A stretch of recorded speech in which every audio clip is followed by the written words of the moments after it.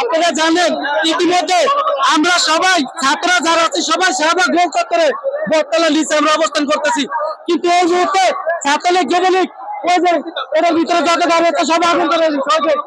একটু পরে বলবে ছাত্ররা আগুন ধরে দিচ্ছে, আপনারা দেখেন ওই যে আমরা ছোট থেকে দেখে আসতেছি আমাদের ছোট ছোট বোনরা ছাদে যেতে পারে না, তিনি হেলিকপ্টার ছেড়ে দিছে আর বলে কি হেলিকপ্টার দিয়ে পানি দেয়। হেলিকপ্টার দিয়ে পানি দিলে ছোট বাচ্চারা যান কি অন্য কেউ নিয়ে গেছে? হ্যাঁ, তিনি সামনে এসে এসে মিথ্যা প্রচার করে। তিনি একটা খুনি, তিনি খুনি হয়। তিনি বলে আমি কি করছি, আমার কি দোষ? তাকে না, আমরা যখন 9 দফা নিয়ে নামছি আমাদের 9 দফা তিনি মানতে রাজি না।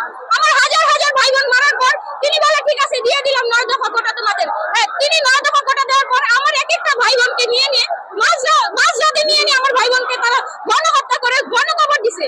এক একজনের সন্তান খুঁজেও পায়নি। তো তারা এগুলো কি শুরু করছে? আমরা ছাত্রলীগ আজকে আমরা এখানে জড়ো হয়েছি বিজয় হাসপাতালের সামনে। ছাত্রলীগরা ঢুকে বসে আছে, তারা ফেসবুকে পুরো একদম ফাটিয়ে দেয়। তারা নাকি আমাদেরকে তারাই তো 9 মিনিট লাগবে না, 7 মিনিট লাগবে না, 10 মিনিটে কথা করে দেয়। এখন কই তারা? এখন তারা আসে না কেন? এখন তারা এই ছাত্রলীগের সন্ত্রাসীদের জন্য আমরা কোথাও শান্তিতে নিঃশ্বাস নিতে পারি না।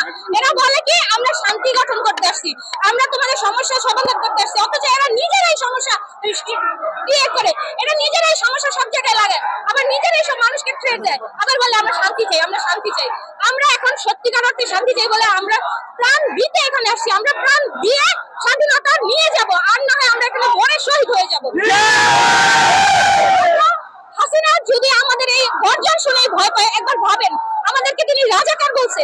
আমরা যদি সত্যিকার অর্থে রাজাকার হতাম তিনি এই গদিতে কোনোদিনও বসতে পারতেন না, আমরা আগেই তাকে এখান থেকে বহিষ্কার করতাম। কিন্তু তার এই কষ্ট সহ্য করতে করতে আমরা এখন তার পদত্যাগ চাই। আর তাকে এতটুকু ভাবা আমাদের দেয়ালে পিঠ থেকে গেছে, আমরা মৃত্যুর জন্য যেহেতু এসেছি, আমরা কোনো ক্ষমতার জন্য আসি নাই। আমরা যদি মরতে পারি, আমরা হাতে যদি অস্ত্র নিতে পারি, আমরা এই স্টুডেন্টরা যদি হাতে অস্ত্র নেই তার কি হবে? তিনি কই যাবে? তাকে কে বাঁচাবে? আমাদের কোনো অস্ত্র নাই, সামনে নিয়ে দাঁড়ানো এখানে ছাত্রলীগ আওয়ামী লীগ সন্ত্রাসী প্রবন্ধরা ছাত্রলীগের সমস্ত নেতাকর্মী এই সিসি ক্যামেরাগুলো ভাঙা, এই সিসি ক্যামেরাগুলো ভাঙার পরে আগুন জ্বালো, আগুন জ্বালো, আগুন জ্বালো,